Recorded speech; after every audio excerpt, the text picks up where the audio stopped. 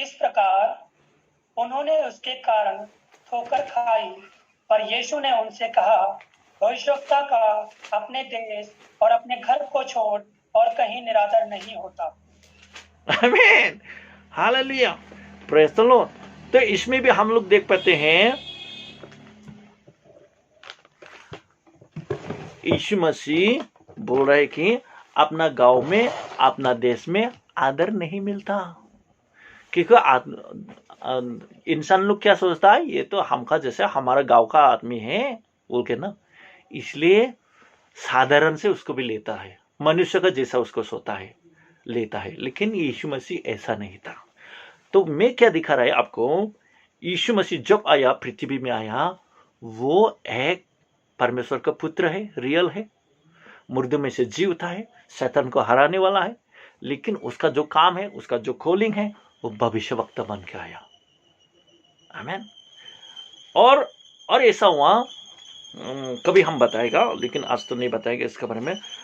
उसका बाद में जब वो काम करने का टाइम में नया नियम में जरा सा बदल गया, पुराने नियम से जरा सा बदल गया। कैसे बदल गया? वो अपना चेला लोग को बनाया, अपना चेला लोग को बनाया। हाँ, चेला लोग को बनाया। आप मत्ती चैप्टर 10 को पढ़ो, 10 1 से 4 तक पढ़ो। हाँ,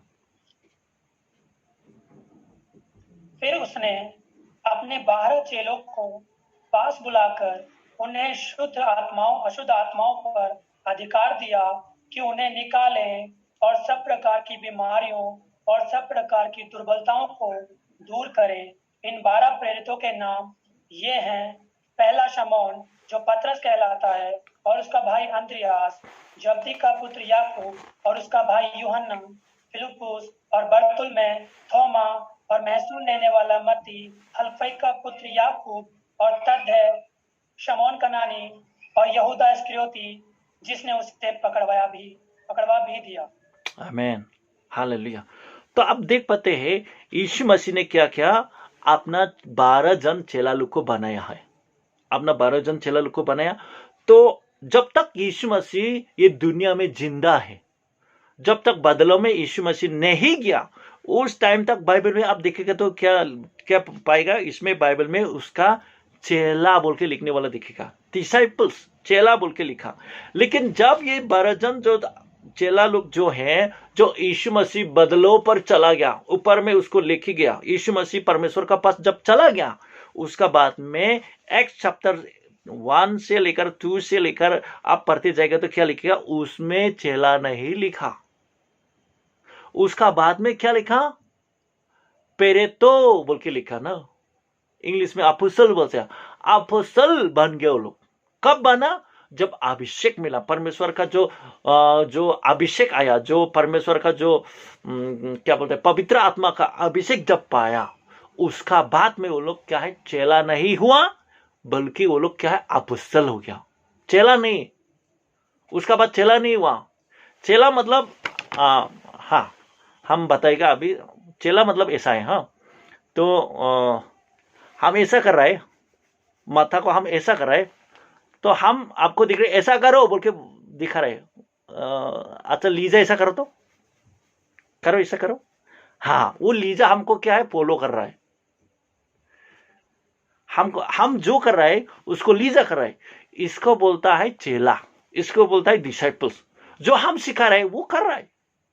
इसका मतलब क्या बोलेगा, प्राइमरी स्टेज का ना, जो नादान बोलेगा, आत्मा में बच्चा है, जो चेला है, चेला मतलब जो हम करेगा वो सब क्या है, आप भी करेगा, उसको बोलता है चेला। लेकिन जो अपोस्तल जो है वो ऐसा नहीं है, चेला नहीं हुआ, अभिषेक वाला हो गया। वो प्रेरितों के काम जो बाइबल में लिखा है ना, वो प्रेरितों के काम कब हुआ, कब अपोस्तल बना, जब स्वर्ग में से क्या है, पवित्र आत्मा आया।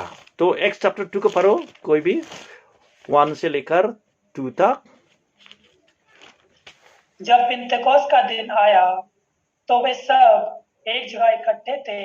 एकाएक आकाश से बड़ी आंधी की सनसनाहट का शब्द हुआ और उससे सारा घर जहां वे बैठे थे गूंज गया। और उन्हें आग की सी जीभें फटती हुई दिखाई दी और उनमें से हर एक पर आ ठहरी।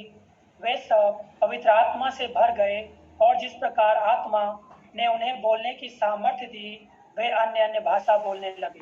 आमीन, हालेलुया, प्रेज़ द लॉर्ड। तो आप देखिएगा उसी का बाद में उसी टाइम से क्या है, पेरेतों के काम बोल के लिखने शुरू हो गया। वो लोग चला नहीं रहा, अभी अपोस्तल बन गया। और नया नियम में आप देखो, नया नियम कब बना? जब स्वर्ग में से जब पवित्र आत्मा आया, जब अभिषेक आया, पूरा नया हो गया। हाँ, सचमुच मत्ती, मार्क, लूक भी नया ही है, हम लोग नया बोलते हैं, लेकिन रियल नया नियम जब स्वर्ग में से जब पवित्र आत्मा आया, उसी टाइम का बाद जो भी विश्वास करेगा, जो यीशु मसीह को विश्वास करेगा, जो व्यक्ति ग्रहण करेगा, वो क्या है, उसका पाप क्षमा होगा और वो उधर मिलेगा, मुक्ति मिलेगा, अनंत जीवन मिलेगा। जो अनंत जीवन मिलता है वो यीशु का शरीर बन गया, देह बन गया, अंग बन गया। तो क्या है, वहां से कलीसिया शुरू हो गया। वहां से उसी पहला तो क्या है, कलीसिया नहीं है, कलीसिया नहीं था, लेकिन जब स्वर्ग में से जब पवित्र आत्मा आया, वहां से कलीसिया स्टार्ट हो गया, शुरू हो गया। और जब कलीसिया स्टार्ट हो गया, कैसे स्टार्ट हुआ? पवित्र आत्मा का आंख से, पवित्र आत्मा का द्वारा कलीसिया शुरू हो गया। तो जब कलीसिया शुरू हुआ, आप नया नियम में नया नियम में आप देखो, नया नियम है, पुराना नियम को हम जरा सा बताया क्या, अभी नया नियम। जब नया नियम आया तो नया नियम में सबसे नंबर 1 में क्या का विषय में, क्या सब्जेक्ट का विषय में, क्या का बारे में सबसे नंबर 1 में क्या शिक्षा दिया? नया नियम में क्वेश्चन ये आता है, कौन सा सब्जेक्ट का बारे में पतरस ने प्रचार किया? आप देखो, हाँ, चैप्टर 2, एक्स चैप्टर 2, पहले को काम चैप्टर 2 वर्स 17 का बारे में देखो। वर्स 17 पढ़ के सुनाओ अभी।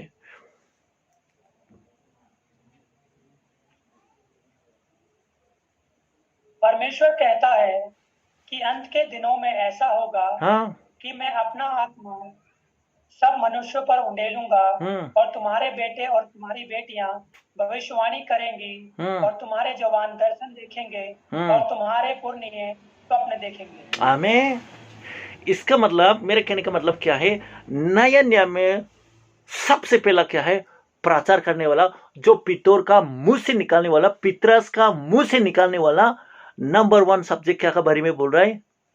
भविष्यवाणी के बारे में बोल रहा है। आमीन।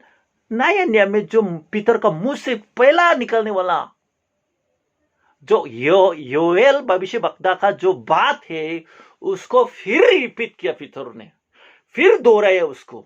इसका मतलब उसको रिपीट किया और पितर खुद भविष्य बनने कर रहे, उसमें पितरस खुद भविष्य बनने कर रहे। अंत का दिन में ऐसा होगा बोल के बताया गया है, अभी हो रहा है ये और फ्यूचर में भी होगा बोल रहे। मेरे कहने का मतलब, पतरस ने कौन सा सब्जेक्ट प्रचार किया? भविष्यवाणी के बारे में। आमीन। इसलिए क्या है, भविष्यवाणी क्या है, नया नियम में बहुत बहुत जरूरी है। पुराने नियम में क्या होता है, परमेश्वर अगर किसी भविष्यवाणी करना है तो किसी को क्या है, छुएगा, छूकर क्या है, फट करके उसका पास पवित्र आत्मा आएगा, वो भविष्यवाणी करेगा। लेकिन नया नियम में कैसा है, नया नियम में हम सब क्या करना पड़ेगा? हम सब बोर्न अगेन होना पड़ेगा, हम सब यीशु मसीह को ग्रहण करना पड़ेगा, हम सब क्या करना पड़ेगा? इच्छा होना पड़ेगा, भूखा प्यासा होना पड़ेगा, प्यासा होना पड़ेगा। आमीन।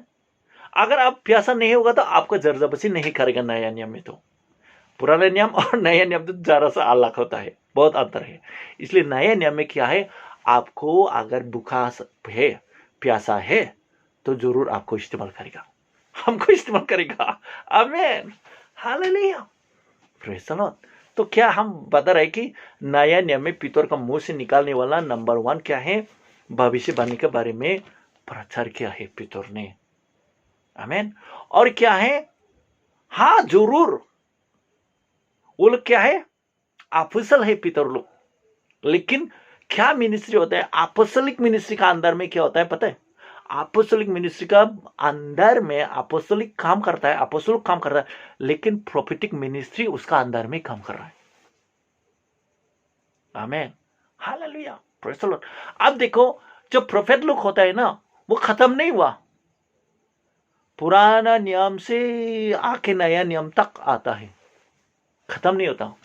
पुराना नियम से शुरू होकर आया नया नियम तक प्रोफेट तो, और फ्यूचर में भी। और क्या है, क्या बोलता है, ट्रिबुलेशन का टाइम में भी प्रोफेट लोग का काम होगा, ट्रिबुलेशन का टाइम तक प्रोफेट लोग का काम होगा। तो इसलिए है, अब देखो जो अपोस्टल पौल है, हाँ, आप पढ़ो, बाइबल पढ़ो, एक्ट चैप्टर 13 पढ़ो, एक्ट चैप्टर 13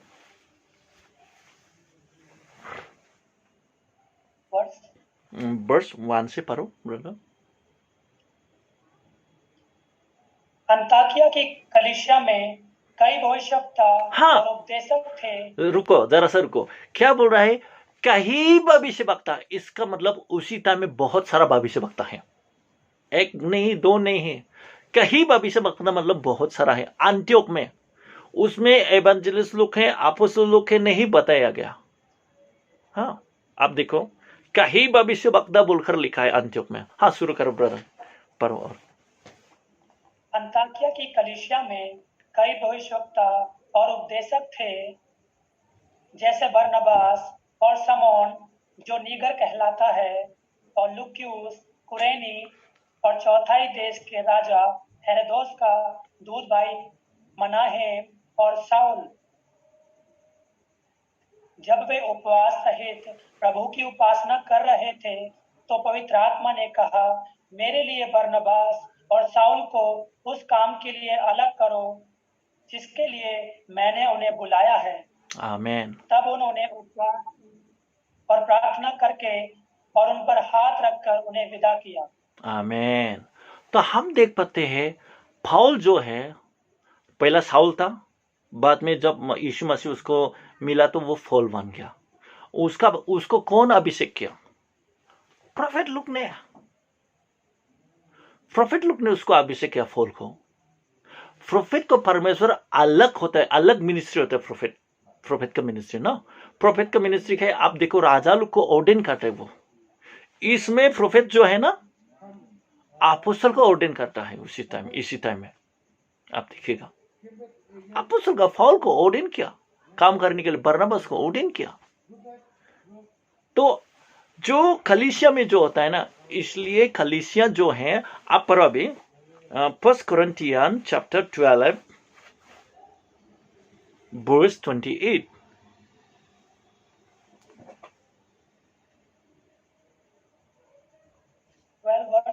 28।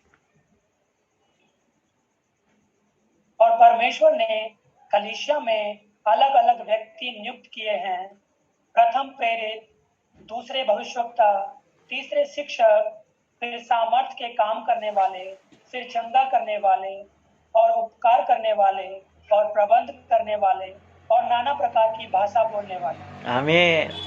तो परमेश्वर ने क्या क्या बोला नए नियम में जो है ना, जो फाउंडेशन बोलता ना, जो फाउंडेशन क्या है बोला, अपोस्तल और प्रेरित। अपोस्तल और प्रेरित को चुने गया नियुक्त किया गया, फाउंडेशन है अपोस्तल और प्रेरित।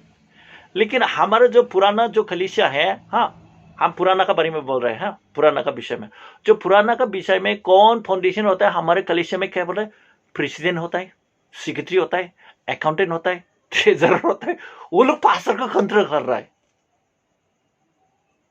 लेकिन बाइबल में ऐसा नहीं लिखा। बाइबल में रियल फाउंडेशन जो है, हाँ, बाइबल से हम बता रहे हैं, बाइबल में जो है ना, असली रियल फाउंडेशन है अपोस्तल और भविष्यवक्ता लोग होता है। अब फिर एफिसियंस में चला जाओ, एफिसियंस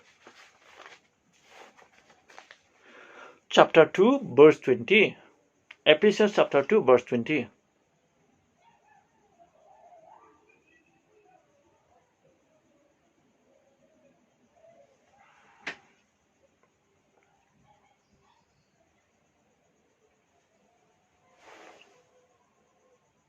चैप्टर 2 वर्स 20।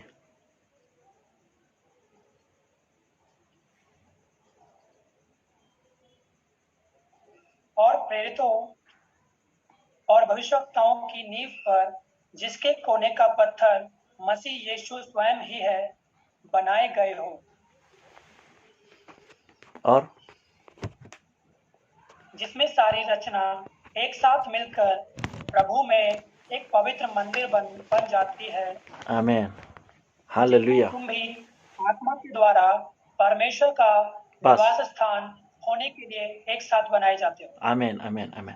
तो हम देख पाते हैं इसमें एफिसस चैप्टर 2 वर्स 20 में लिखा है क्या, जो चर्च का फाउंडेशन जो है ना, वो फेरिट और प्रोफेट लुक है, बोला फेरिट और प्रोफेट लुक है। तो इसलिए जो कलीसिया जो है, जो हम परखे देखा, हम खुद स्टडी करके देखा, परखे देखा, छानबीन करके देखा, जो चर्च जो है ना, प्रोफेटिक मिनिस्ट्री होना पड़ेगा। प्रोफेटिक जब होगा ना, चर्च बहुत जल्दी ग्रो होगा, स्पीड होता है। मेरा विश्वास भी ना, जब से हम हमारा जो प्रोफेट अनिल अवाज जी के साथ हम कनेक्ट हुआ ना, तो मेरा आत्मा भी स्पिरिचुअली भी ना जल्दी ग्रो हो गया, हम जल्दी स्पीड हो गया। और जिसका हम अभी मेघालय में हम जो सिखा रहे हैं ना प्रोफेटिक के बारे में, वो लोग भी क्या है, स्पीड हो गया वो लोग का विश्वास में। जो प्रोफेटिक मिनिस्ट्री है ना, स्पीड करता है आपका विश्वास को, पूरा बाइबल के बारे में आप मालूम हो जाता है। तो इसलिए जो प्रोफेटिक मिनिस्ट्री है ना, ये रियल मिनिस्ट्री है, असली मिनिस्ट्री है। तो इसलिए क्यों हम क्या है, जो ये है प्रेरित, जो भविष्य वक्ता जो है, चर्च का फाउंडेशन है बोला। अगर चर्च का फाउंडेशन नहीं है तो क्या है, आप फाउंडेशन नहीं है तो आप घर बनाओ, बिना फाउंडेशन जल्दी गिर जाएगा। अगर आप मजबूत से घर को आप बनाया, घर बोल के लिखा ना इसमें वर्स 22 में, घर कलीसिया जो है, जो परमेश्वर का मंदिर है, घर है बोला। जो आप घर बना रहे, अगर उसको आप मजबूत से नहीं खदाया और नहीं बनाया, फाउंडेशन अच्छी तरह नहीं बनाया, जल्दी गिरने के लिए चांस है। हो सकता है अच्छा वाला घर बनाए आप, हो सकता है अच्छा वाला गाड़ी खरीद किया, जो भी सोफा खरीद किया, वॉशिंग मशीन, जो भी घर का सामान खरीद किया, लेकिन अगर जब फाउंडेशन अच्छी तरह नहीं हुआ, आंधी तूफान जब आया, वो गिर जाएगा। तो इसलिए क्या है, परमेश्वर का इच्छा है जो नए नियम है ना, प्रेरित और भविष्य वक्ता का ऊपर में फाउंडेशन में हम कलीसिया होना है, जरूरी है। हो सकता है आप किसी मिस्त्री को आप बुलाया अपना घर बनाने के लिए, कोई मिस्त्री आया, आप बताया है ऐसा ऐसा फाउंडेशन करो, ऐसा ऐसा रोड दे दो, ऐसा ऐसा ईटा दे दो, ऐसा ऐसा पत्थर दे दो, सीमेंट अच्छी तरह दे दो, ऐसा ऐसा रूम होगा, ऐसा ऐसा होगा, ऐसा ऐसा होगा बोल के आप बताया गया है मास्टर को, जो बिल्डर को, जो आर्किटेक्ट को आप बताया गया है उसने। लेकिन बनाया तो अच्छी तरह बनाया है, लेकिन जैसा आपने प्लान नहीं किया, जैसा आपने नहीं बताया, आपका बताने का एग्जैक्टली वो नहीं बनाया, तो आपका दिल कैसा होगा? जो आपने बताया है उसी तरह वो नहीं बनाए घर को, तो आपका मन क्या है, दुख होगा, पसंद नहीं होगा। बना तो सकता है घर, लेकिन आपका पसंद का द्वारा नहीं बनाएगा तो आपका दिल में दुख होगा। तो परमेश्वर भी ऐसा ही होता है चर्च के बारे में। हो सकता है हम लोग दूसरा दूसरा तरीके से चर्च को बनाएगा, लेकिन अगर परमेश्वर पसंद नहीं होगा तो घर बना के क्या फायदा? समझ मेरे आ रहा है ना? तो इसलिए अगर हम लोग अगर चर्च बनेगा तो क्या है, परमेश्वर का इच्छा का अनुसार बनाना है। प्रोफेट के इंस्ट्रक्शन से आप बाइबल में पढ़ो, प्रोफेट इंस्ट्रक्शन करता है, इधर जाओ फॉल, उधर जाओ फॉल, उधर जाओ बरनबास, ऐसा प्रोफेट इंस्ट्रक्शन करता है। इसलिए क्या है, चर्च में प्रोफेट होना बहुत जरूरी है। इसलिए सेकेंड क्रॉनिकल वर्स 20 में लिखा है, अगर आप भविष्य वक्ता को आप रिस्पेक्ट करेगा तो क्या है, उसका ब्लेसिंग मिलेगा, बोला बाइबल में लिखा है। तो इसलिए क्या है, चर्च भविष्य वक्ता का फाउंडेशन में हम सब बनाना जरूरी है। अगर आप हम फाउंडेशन अगर प्रोफेट के साथ है तो क्या है, आपका आशीषित होगा, ब्लेसिंग होगा। आमीन। तो इसलिए हम भी क्या है, पहला से हम बहुत ग्रोथ हो गया, हम गामन नहीं कर रहे हैं, लेकिन ये यीशु मसीह के लिए हम बोल रहे हैं कि जब हम प्रोफेट के साथ बने रहा ना, बहुत जल्दी ग्रो हो गया। आमीन। तो क्या है, प्रोफेटिक मिनिस्ट्री क्या है, आत्मा को जो स्पिरिचुअल है ना, आपको पाप करने नहीं देता है। पाप करने नहीं देता, और क्या है, आपको और हमको क्या है, परमेश्वर का नजीक में लेके आता है। हमारा मकसद क्या है, परमेश्वर को खुशी करना। हमारी इच्छा क्या है, परमेश्वर को खुशी करना। तो परमेश्वर को खुशी कराना क्या है, जब प्रोफेट का इंस्ट्रक्शन जब मानेगा, परमेश्वर को आप खुशी करा सकता है। आमीन, हालेलुया। लेकिन जो उसका इंस्ट्रक्शन नहीं माना, तो वो परमेश्वर उसमें खुशी नहीं होगा। आमीन। तो ये सबके लिए है। तो परमेश्वर का महिमा हो इस वचन का द्वारा। तो इसलिए क्या है, हम सब प्रोफेटिक मिनिस्ट्री में इन्वॉल्व होना जरूरी है। इसलिए बाइबल में लिखा, और मत्ती चैप्टर 10 वर्स 41 को आप पढ़ के सुनाओ।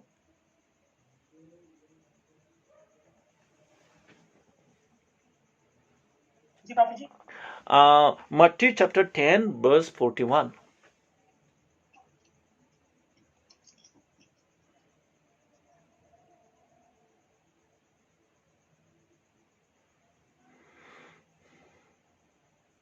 जो भविष्यवक्ताओं को भविष्यवक्ता जानकर ग्रहण करे, वह भविष्यवक्ता का बदला पाएगा, और जो धर्मी को धर्मी जानकर ग्रहण करे, वह धर्मी का बदला पाएगा। आमीन। इसलिए क्या बोल रहा है, जो भविष्य वक्ता को ना भविष्य वक्ता समझना पड़ेगा उसको, ये तो भविष्य वक्ता है बोल के। लेकिन आप प्रोफेट को क्या है, आप साधारण जैसा लेगा तो वो नहीं होगा, ब्लेसिंग नहीं होगा इसका मतलब। लेकिन आपको अगर ब्लेसिंग चाहिए तो ओ ये तो भविष्य वक्ता है बोल के उसको मतलब आदर करना पड़ेगा, रिस्पेक्ट करना पड़ेगा।